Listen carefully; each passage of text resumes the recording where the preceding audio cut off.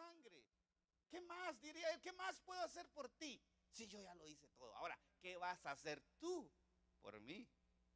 Y ahí es donde nos enfrentamos con él. Ay, Señor, es que ¿cómo cuesta, Señor? ¿Y qué crees, que a mí no me costó morir en la cruz por ti? Claro que me costó. ¿Qué crees, que yo no tuve miedo? Que hasta sangre me salió de la frente, mi sudor era convertido en sangre. ¿Sabe que esa sangre era miedo? Era un estrés que tenía Jesucristo. Al extremo que ese estrés le reventó los poros que tenía aquí y salía sangre del estrés. Quizás hasta del temor, del dolor, del sufrimiento que venía sobre él. Pero dijo, Padre, si es tu voluntad, fíjate, aparta de mí. O sea que, Señor, mira, me va a doler. Va a ser muy duro, va a ser muy difícil, pero lo voy a hacer por amor. Y lo hizo por amor por usted y por mí. Entonces ahora, hermano, nosotros hoy en día, gracias a Dios, disfrutamos del privilegio de estar aquí en esta tierra, esperando de que cada uno de nosotros llevemos muy en alto ese nombre de Jesucristo. No se olvide, usted es una persona muy, muy especial. Usted es un hombre y una mujer muy especial. Dios tiene propósitos para nuestra vida, cual pequeños que uno cree que sea, pero son propósitos de Dios para cada uno de nosotros. La iglesia es como una máquina que trabaja, tiene que trabajar perfectamente bien. Está el músico, imagínense que nadie pudiera tocar piano aquí, que solo pudieran tocar batería, pues le entramos con la batería. Pero la iglesia es un engranaje tan perfecto que hay unos que pueden tocar piano, otro puede tocar bajo, otro puede tocar batería, otro puede, quizá el que toca piano no puede cantar, pero hay alguien que sí puede cantar, pero no puede tocar. Todos trabajamos, somos una máquina, con un mismo objetivo, con un mismo propósito de levantar el nombre del Señor. Y usted es esa pieza importante, usted es ese ingrediente importante, usted sí vale en este lugar. Usted tiene un lugar en esta iglesia. Búsquelo. ¿Dónde, Señor? Dígame, ¿dónde voy a hacer? Alguien diría, ay, pero es que a mí me ponen a barrer. Ay, hermano, sí, mire, las hermanas que trabajan en la profesión de limpiar casas, cuando yo he visto que cuando van lo hacen, pero de una manera impecable.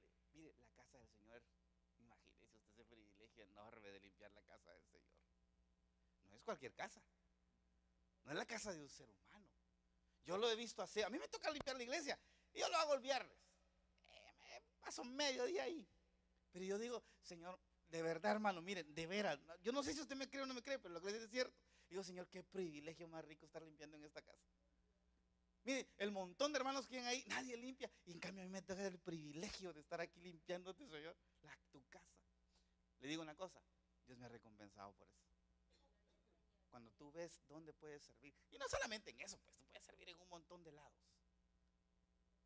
¿Sabe de que una de las características que nosotros como cristianos debemos de tener es pasar de ser ovejas? Todos somos ovejas porque tenemos un pastor, pero el pastor ciertamente necesita ovejas para pastorear.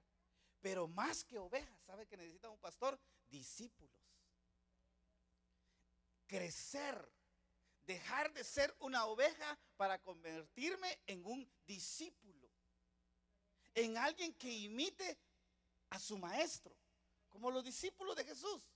Al principio, cuando Él los llamó, los instruyó, como cuando usted vino a la iglesia por primera vez. Usted recibe instrucción, recibe enseñanza, usted se convierte en una oveja. Pero después de algunos años, esos discípulos dejaron de ser ovejas y se convirtieron en discípulos del Señor, con las mismas herramientas. Y es más, el maestro les dijo, ustedes van a hacer mayores cosas que las que yo hice. Pero ustedes deben de avanzar, dejar de ser ovejas para convertirse en discípulos. Imagínate qué poder puede tener un discípulo. ¿Sabe que habían discípulos que imitaban tanto a su maestro, que un día Jesucristo iba a ir a Jerusalén y pasan ahí por un pueblo y se le presentan y le manda a Santiago y a otro discípulo y le dice, mire, vayan ustedes a buscarme ahí donde dormir, a ver si encuentran un lugar donde nosotros podamos reposar esta noche. Y entonces vienen estos dos y van a buscar y no los quisieron recibir. Y llegan donde Jesucristo y le dice, mira Jesucristo, fíjate que tenemos un gran problema, Santiago y Juan. nos quieren recibir. Pero ¿sabes qué? Jesucristo le dijeron, como nosotros ya hemos dejado de ser ovejas y tú nos has entregado ahora el poder y ahora hemos sido discípulos, mira, ¿por qué no orar? ¿Quieres que oremos Santiago y yo y que caiga fuego del cielo y que consuma esos? Los discípulos. Fíjese. Y a mí me admira la seguridad del discípulo. No fue Jesucristo el que lo dijo, sino que el discípulo había agarrado el carácter de su maestro, hermano. Y a eso Dios lo quiere llevar a usted. Debemos agarrar el carácter de Jesús.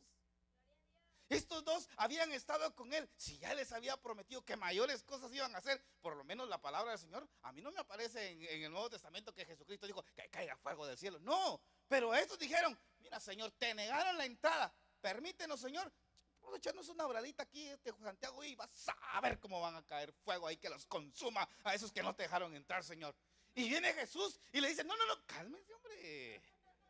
Mire, mire hermano, imagínense usted, yo lo traigo hoy en día, discípulos, esas ayudas para nuestros pastores. Pastor, ¿quiere que botemos esa pared y hagamos más grande esta iglesia aquí? Lo hacemos ahorita, juntamos unos 4 aquí, pero para botarlo solo yo lo hago, ¿va? Más estas paredes, ¿va? Es un niño chiquito, un cabezazo le da y aparece al otro lado, ¿va? Pero vamos a la intención. Pastor, ¿quiere que hagamos algo grande? Mira, aquí vemos 4 y 5 y lo podemos hacer. Y que, no, hombre, cálmese, calmados. Sí lo vamos a hacer. Y viene Jesús y le dice, no, hombre, no, sí, ustedes sí que no la hacen, hombre, cálmense un poquito. Pero mira el carácter del discípulo A. Ese es el carácter que nosotros debemos de tener. A ese nivel es el que yo le apunto, ¿ves? Un discípulo comprometido con el Señor. Un discípulo que ve más allá. Yo imagino, y si Jesús les hubiera, denle pues, oren. Y yo estoy seguro que hubiera caído fuego del cielo, porque ellos estaban orando con autoridad. Ahora, hay una cosa, hermano, miren, nosotros, ya estoy predicando, no que esta es la introducción, aunque esos regalos me están haciendo así, ¿eh?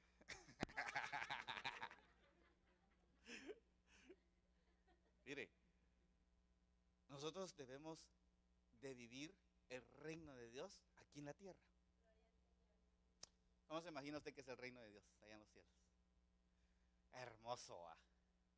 Yo imagino que por lo menos lo que la palabra me dice, calles de oro, imagínese usted. Imagínese que un día se nos ocurra, nosotros vamos a asfaltar ahí con un poquito de oro. No, hombre, en la noche ya no parece un gran hoyo, encontramos ahí. Si a los muertos andan, como dicen en mi pueblo, atalayando para sacarle los dientes por el oro. Sin embargo, ella dice que son calles de oro, mar de cristal. Entonces, yo me ponía a pensar, bueno, ¿cómo será el reino de los cielos?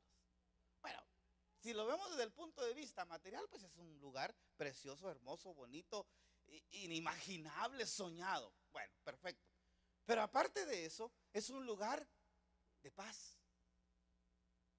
Un lugar donde ya no hay odio, donde no hay rencor, donde no hay enfermedad, donde no hay envidia, donde no hay chisme. Ya se acabó todo eso. Sin embargo, fíjese usted que Lucas 9:2, y usted lo tiene por ahí.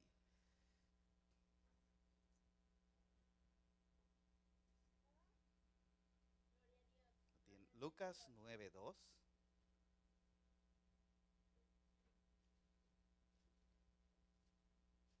Dice la palabra del Señor. Y viene Jesucristo. Vamos a leer el 1 y les dice. Yo voy a leer una versión quizá un poco distinta a la de ustedes, pero es el mismo concepto. Jesús reunió a sus 12 discípulos. Mire, y les dio poder, y aquellos estaban ejecutando ese poder que les dio. Pero ese poder que Él les dio era para sanar a los enfermos. Y encima de eso les dio autoridad sobre todos los demonios. El 12 es el importante. Miren lo que les dice Jesucristo. Y este mandamiento hoy en día nos corresponde también a nosotros. Luego los envió a anunciar las buenas noticias del reino de Dios y a sanar a los enfermos. aquí, hermano, hay una situación un poco complicada. Porque ese reino que está en los cielos, nosotros como herederos de ese reino, yo espero que usted y yo nos vayamos a cielo toditos. Usted y yo somos parte de ese reino, somos parte del cielo. Yo lo creo. Entonces, mire, nosotros tenemos que vivir el reino de Dios en la tierra. Y ese reino de Dios consiste en que nosotros debemos, si allá en los cielos no hay envidias, pues en el reino de Dios en la tierra, y que somos nosotros partícipes de él, aquí no deben haber envidias. Si allá en el reino de Dios se acabaron los chismes, aquí en el reino de la tierra, que nosotros somos los representantes, somos una muestra, somos el ejemplo de lo que es allá el reino de Dios aquí en la tierra, no debe de haber tampoco eso. Si allá no hay rivalidades, aquí tampoco entre nosotros debe haber rivalidades. Nosotros somos, por eso dice, los embajadores, los delegados, el ejemplo del reino de Dios que está en los cielos, acá en la tierra. Y viene Jesucristo y les dice, ustedes van a ir a predicar ese reino tan hermoso y tan maravilloso que ustedes saben que existe. Pero ustedes, predicar es llevar la palabra, llevar las buenas nuevas, testificar. Ahí sí que su testimonio es el mejor mensaje que nosotros podemos tener ante las personas. Cuando usted se porta bien, cuando usted tiene un buen testimonio, cuando usted confía en el Señor, cuando usted hace las cosas como deben de ser, usted está llevando el reino de Dios a ese lugar. Porque la gente dice, este sí es especial, este es diferente, este no es igual a nosotros, es distinto. ¿Qué será lo que tiene? Él tiene el reino de Dios en su vida. Porque en el reino de Dios no existen esas cosas que otros hacen, no nosotros. Otros que aquí no son. Allá en mi iglesia, esos de la hoja, todos hacen eso. Aquí no. Entonces nosotros somos los encargados de llevar el reino de Dios en la tierra. Y mire, me encanta lo que sigue. Porque cuando nosotros llevamos el reino de Dios, y es que esto es lo importante, hermano, yo quiero que usted se lo lleve bien metidito en su cabecita. Lo importante que es dar el buen testimonio, de tener fe, de creerle a Dios, de vivir una vida agradable a Él, de creerle a Él en las buenas y en las malas, de amarlo a Él sobre todas las cosas. Mire, cuando todo ese paquete está dentro de la vida y nosotros llevamos ese reino al mundo, nos puede aparecer un enfermo y dice la palabra del Señor que va a ser sano. Pero mire, ¿qué hacemos nosotros? Y aquí me voy yo en la colada también. ¿Qué hacemos nosotros? Nos es más fácil darle 50 pesos a un enfermo que orar por él con fe. ¿O no? Es más fácil. Me es más fácil. Y si es muy grave, le doy 100, va. Si solo le doy la cabeza, dependiendo del dolor, así es la ofrenda de amor. Fíjese. No le estoy diciendo que no lo haga, no, hágalo. Claro, colabore. Si el hermano no pudiera trabajar durante, pues claro, hay que apoyarlo también. Pero a veces, consciente o inconscientemente, se nos es más fácil darle unos 50 o 100 pesos a alguien que orar por fe. Y la palabra del Señor nos dice que cuando nosotros llevamos el reino de Dios en nuestro interior, nosotros podemos orar por el enfermo. Y si el reino de Dios está en nosotros activo, entonces ese enfermo va a sanar. Está interesante esto de la palabra del Señor. Y nosotros, mire, y como le digo, aquí todos cabemos en esto. Debemos empezar a analizar nuestra vida. ¿Cómo estará el reino de Dios en mi vida? ¿Será que ese reino es un reino pujante? ¿Será que el reino de Dios en mi vida es sólido? ¿Será que el reino de Dios está dentro de mí, que absolutamente nada ni nadie me puede mover? ¿O será que es un reino 2, 3 que ando en mi vida? Y dice también de que cuando esa persona lleva el reino en su vida, puede orar por los endemoniados y estos van a ser libres. Mire, parte del reino de Dios en nosotros incluye lo que es la fe. Y la fe es un tema que podríamos pasar un año completo hablando sobre ella. Y no pretendería yo en unos cuantos minutos el desglosar y hablar de eso. Pero mire, parte del reino de Dios en nuestra vida es la fe, hermano. Nosotros humanamente tenemos fe si en nuestra billetera hay 500 pesos. Ah, sí, tengo una gran fe, hermano, no se preocupe, mira qué fe la que tengo. Pero cuando no se tiene nada, ahí es donde está la fe. Mire, hay unos casos bien interesantes de milagros que sucedieron tan poderosos y con una oración tan sencilla. Muchos de nosotros a veces nos hemos desgalillado o años, meses, qué sé yo, días. Hemos tenido una petición por años, pero realmente quizá nuestra petición no va acompañada con la fe. ¿Sabe de que en el libro de Mateo 8 se le aparece un personaje a Jesucristo? Que Jesucristo venía descendiendo del monte y lo seguía mucha gente. Y en esa multitud en las cuales venía Jesucristo, se aparece un personaje, un leproso.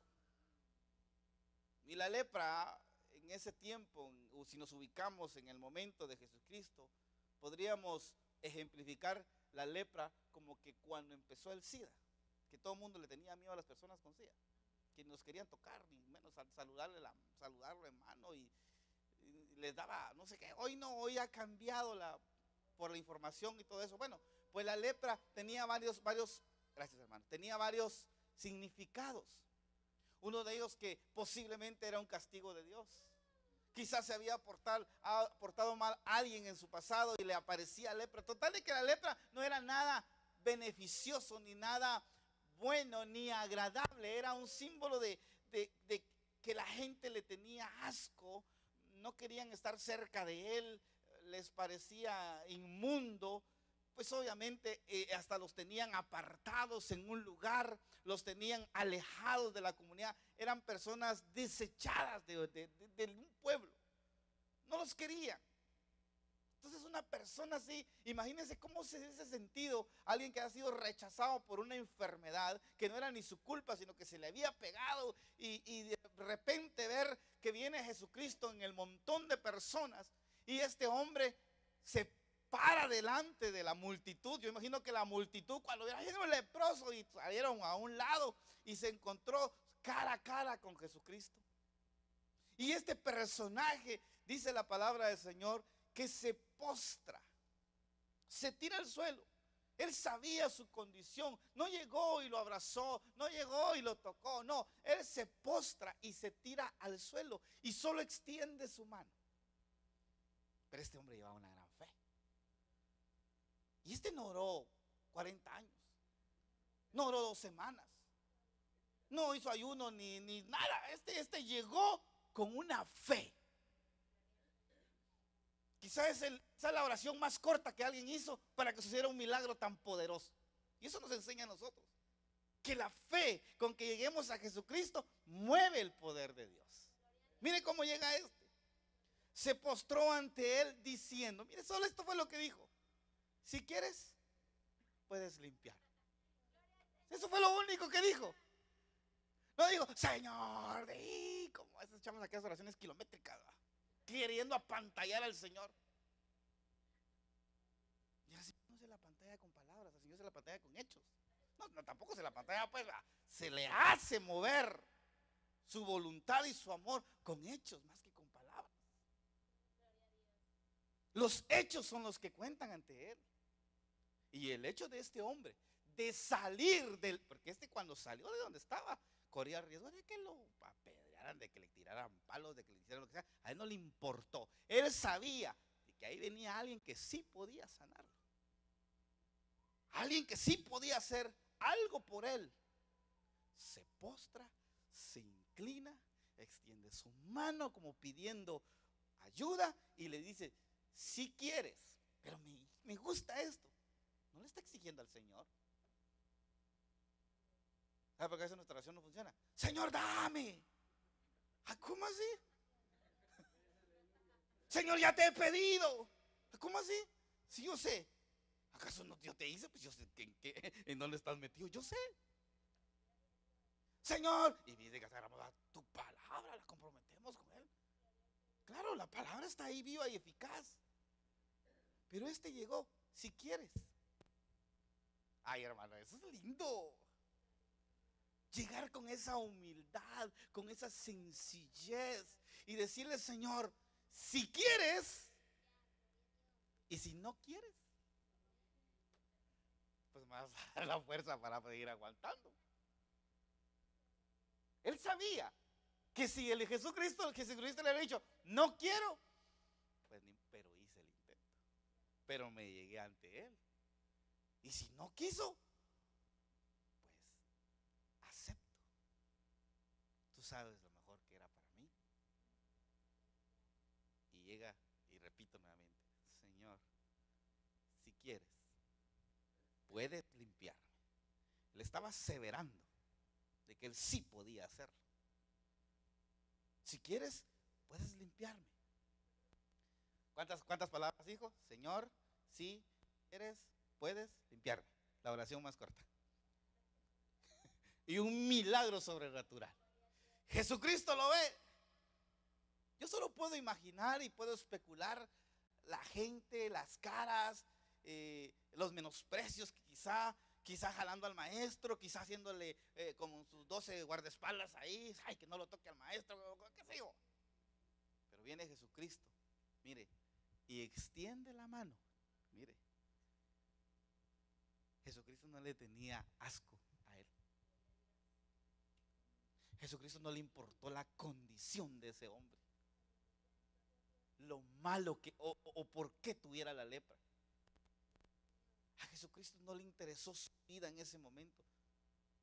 Él dijo, se acercó, extiende la mano y lo tocó, diciendo, y mire la respuesta a la otra parte de la oración, quiero ser limpio. Rapidito, sin tanto merequeteque, va. Y al instante la lepra desapareció. ¿Qué movió ahí? La fe. La fe. La fe. Y así es como nosotros debemos de actuar, hermano. El reino de Dios se actúa con fe. Mi hermano, mire a mi hermano, última vez mi hermano más pequeño le ha llovido sobre mojado al pobre. Me lo detectaron a su esposa un problema en un ojo, como un cáncer dentro del ojo. Me dice, hermano, fíjate que 9 quimioterapias le tienen que poner. Pues entrémosle, hermano. Y le están poniendo las quimioterapias. Resulta de que tenía un ojo, la presión de su ojo estaba muy alto, que hay que hacerle una cirugía y ponerle una válvula. Pues dale, le pusieron la cirugía. Y después que el otro ojo estaba malo, que también tenía una válvula, quería ponerle una válvula, y le ponen la válvula en el otro. Ahora que se le cicatrizó aquí y hay que hacerle otra cirugía. Y bueno, ya iban para la casa. Un bus de aquellos hermosos que hay en nuestros países, ¿verdad? Que despacito van. No solo que el carrito es más grande el piano, creo yo, que el carro. Un carro pequeñito. Yo cuando lo vi la otra vez, man, digo, ¿dónde me voy a sentar? Digo, porque es chiquitito. Usted conoce los carritos que hay por allá, pero chiquito. Y uno de esos buses con una trompota así de acá. Y mire, ¡pum! Le da atrás al carro. Pero lo dejó así como que era sándwich. Nada, solo el sillón de él y de mi cuñada. Me dice, le digo, actúa en fe, le digo. Es que le digo, yo lo único que sé, le digo, que si aguantas, y resistís y soportás y no desmayas, el Señor te va a recompensar, ¿verdad? Porque mucha gente puede decir, este está salado, ni que fuera pescado. O a este le hicieron ojo. Pero mire, él ha permanecido y ha estado ahí. Y me dice, no, mano, es que yo estoy seguro, dice, que después de una tormenta hay un arcoíris. Que después de un huracán viene el cielo, queda bien limpio. Yo estoy seguro, me dice, que ahorita nos está llevando el río. Y todo, no, ¿qué río? El mar de una vez, dice. Pero yo estoy seguro, dice, que después de esto yo actúo en fe, me dice. Yo tengo fe, me dice, y con mi esposa tenemos fe, dice, de que lo mejor va a venir. Y que el Señor solo nos está preparando, nos está capacitando, porque lo que viene es grande, me dice. Porque sé, miren lo que dice él, porque estoy seguro, dice él, de que si el Señor me está pasando por este montón de pruebas, es para que cuando yo tenga lo que el Señor me va a dar, no me olvide de dónde me rescató el Señor, dice. Eso se llama actuar en fe, hermano. Actuar en fe, con esa certeza de que las cosas van a suceder. Y hoy nos debemos desafiar nosotros para que este año actuemos en fe, hermano. En fe. Dile, Señor, este año las cosas van a ser mejor. Este año todo va a salir bien. Yo te creo, Señor. Creo que tu palabra es verdad. ¿Sabe de que existió también aquella mujer? Una mujer que buscando una salud para su cuerpo. Usted ha leído muchas veces este pasaje de la mujer del flujo de sangre.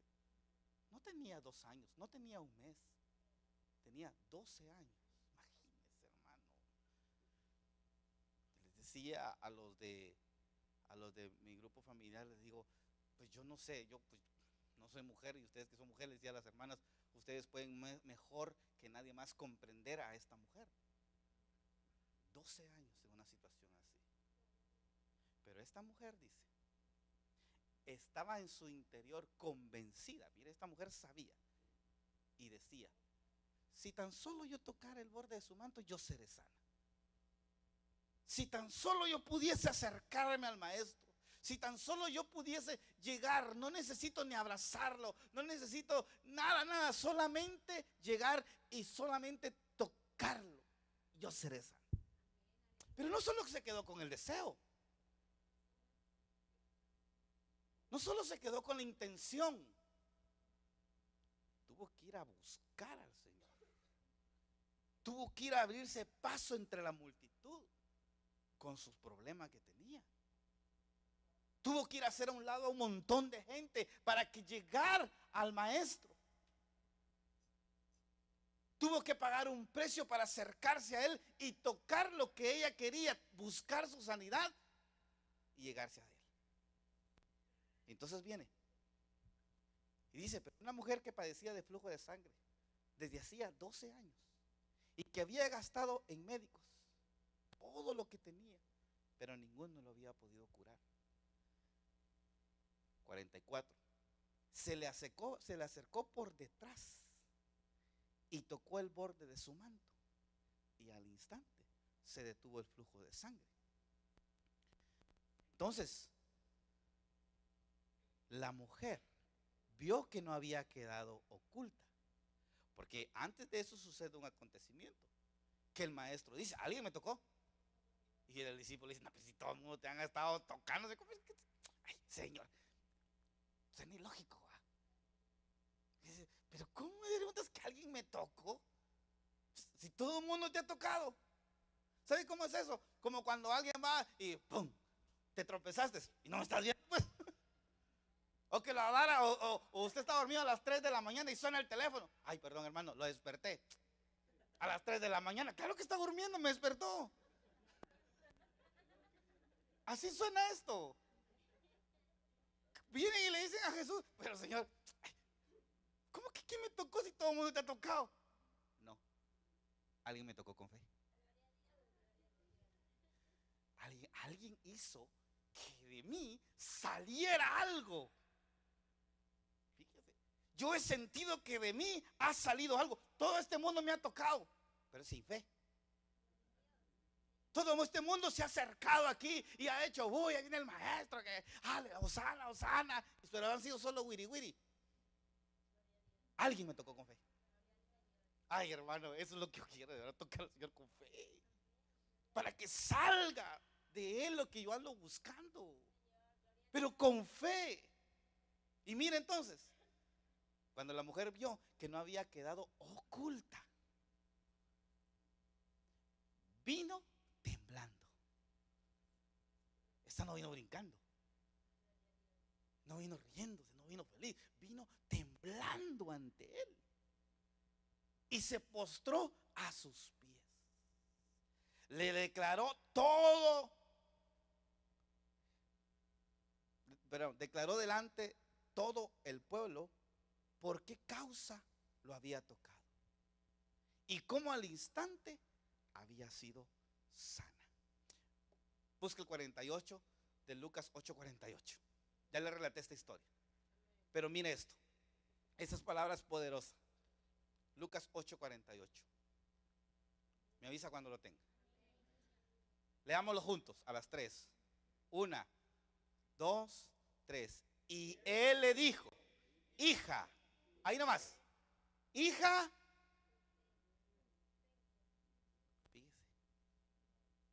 fíjese lo que le dijo Jesús. Hija, tu fe. Ve en paz. Fíjese, hermana, la fe de ella. No llegó, hermano, ore por mí, por favor. Tal vez a usted sí lo escucha el Señor, va. Hija, tú provocaste que ese milagro sucediera, pero fue tu fe. Fue tu fe. Es su fe. ¿Cuánto usted le cree al Señor? Es su fe. Mire, ahí deja bien claro. Es nuestra fe, es su fe, es mi fe que las cosas sucedan. Si no, no van a suceder. No es la fe del pastor, no es la fe de su esposa. Es su fe. Y su fe puede provocar que de Jesucristo salga el milagro que está pidiendo. Entonces, hermano, este año nosotros que vamos a empezar tenemos que vivir, Señor, en fe, pero debemos de actuar como esta mujer. Mover cielo y tierra. Hacer lo que sea con tal de activar mi fe. ¿Sabe qué? Le doy otro caso. Este me gusta mucho. Había un barquito. Déjeme buscarlo por aquí. Así que lo tengo. Mateo 8:23. Jesucristo dice que sube a una barca con sus discípulos. Suben a la barca. Voy a parafrasear un poco el texto. Sube a la barca Jesucristo con sus discípulos. Dice Jesucristo: bueno, ¿saben qué? Como nos vamos a demorar un poco, me voy a ir a echar un sueñito por ahí. Él les encargo que no me vayan a molestar. Ay, maestro, ve a dormir, descansa. Jesucristo va y se acuesta. Y se queda profundamente dormido. Dice en el 24 que se levantó en el mar una tempestad tan grande que las olas cubrían la barca. Y él, dice ahí su Biblia, dormido. Eso, cuando uno duerme está en paz, ¿o no? Pues, Jesucristo estaba en paz. Ahí sí que el que nada debe, nada teme, va. Pero afuera del barco había una tempestad. Dice que las olas eran tan grandes que cubrían el barco. Imagina que una meneadera que había ahí. Y él, qué rica está Macaria, bien dormido, en paz, profundamente dormido. Vinieron sus discípulos y le despertaron diciendo: Señor, sálvanos, que perecemos. Pero yo venía a pensar, ¿cómo los discípulos, Señor, sálvanos que perecemos? Pero ¿acaso el mar era más poderoso que Jesús? ¿Será que el mar iba a tener el poder de darle vuelta a ese barco sabiendo que ahí va el personaje que lo creó? ¿Será que el mar iba a ser tan poderoso de destruir el barco en pedazos y que iba a destruir a aquel que lo creó? Por eso iba dormido. Por muy bravo que sea el mar, por muchos rayos que había, si Dios los quiere, solo son grillos los que caen. Él iba dormido. Pero cuando nosotros no conocemos quién es el que está a nuestro lado, nos da miedo las tempestades. Cuando nuestra fe empieza a debilitarse y vemos esos problemas del mundo, esas tormentas que nos atacan, y Señor, sálvame, pero si aquí estoy, solo ten fe. Y esas tormentas, y los discípulos se acercan y le dicen: Señor, sálvanos que nos vamos a morir. Pero ¿cómo te vas a morir si todavía no me ha llegado la hora? ¿Cómo te vas a morir? ¿Cómo se va a destruir este barco? ¿Cómo? Dime cómo. Si no tiene más poder que yo esa tormenta, ¿cómo se van a morir? Despertaron, le quitaron el sueño a Jesús. 26. Él les dijo: ¿por qué teméis? Es otra pregunta, algo también ilógica según la mente humana. ¿Cómo que por qué teméis? ¿No está viendo los grandes rayos que están cayendo ahí? ¿Cómo por qué teméis? Jesús no está viendo esas olas, cómo están cayendo aquí encima. ¿Cómo te despertamos y en vez de pararte y salir corriendo, párate? No, la pregunta que le hace a sus discípulos: ¿cuál es el problema? ¿Por qué tenés miedo? Que tampoco me conocen ustedes. Fíjense, cargando aquí al Creador. ¿Por qué tienes miedo? Y esa pregunta doy: ¿por qué tiene miedo? ¿Por qué? Pues a mí me han enseñado, y yo lo he creído, que más grande es mi Señor. Eso es lo que a mí me han enseñado de chiquitito. Pero no lo creemos a veces. Por eso él lo regaña. ¿Por qué tienen miedo? Y ya veo lo que les dije después, ¿va? Lo que sigue después, ¿va? Sí. Hombres de poca fe. Y ustedes sí que, hombre, no la hacen, hombre. Su fe es tan pequeña. Su fe no ha logrado llegar a ese nivel de que ustedes mismos pudiesen haber hecho que esta tormenta pagara. Bueno, dijo, ya me levantaron, ya me quitaron el sueño, pues vamos pues. Entonces, levantándose, reprendió a los vientos y el mar se hizo grande bonanza. Los hombres se maravillaron diciendo: ¿qué hombre es este que aún los vientos y la mar le obedecen? Pues el Creador. El Creador. Mis queridos hermanos, deseo de todo corazón que este año nosotros podamos actuar en verdadera fe delante del Señor. Con prudencia, pero con fe. Con fe.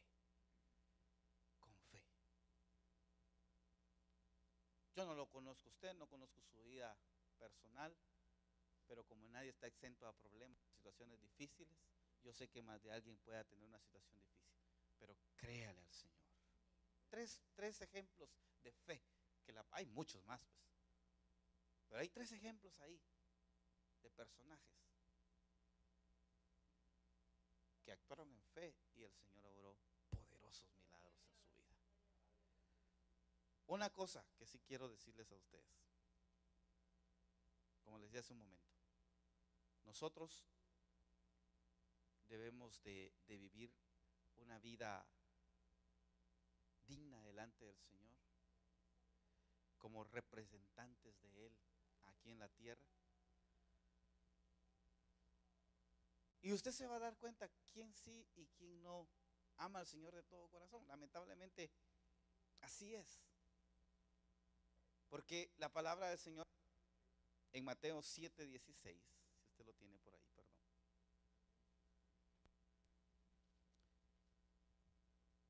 Dice, Mateo 7:16. Mire lo que dice. Esto es bien comprometedor a nosotros que ya somos creyentes en el Señor. Por mis frutos ustedes me van a conocer. Y por sus frutos yo los voy a conocer a ustedes. Fíjense, ¿verdad? Por mis frutos ustedes van a conocerme a mí. Qué cardíaco va. Pero igual, por sus frutos yo los voy a conocer a ustedes como son. Por sus frutos los conoceréis. ¿Acaso se recogen uvas de espinos o higos de abró? Así que todo buen árbol da buen fruto. Y vamos a ser buenos árboles. Pero el árbol malo da frutos malos. No puede el buen árbol dar malos frutos, ni el árbol malo dar frutos buenos. Y lo termina de esa manera. Todo árbol que no da buen fruto es cortado y echado al fuego. Así que, y lo remarca nuevamente, por tus frutos los conoceréis. Vamos a dar buenos frutos este año.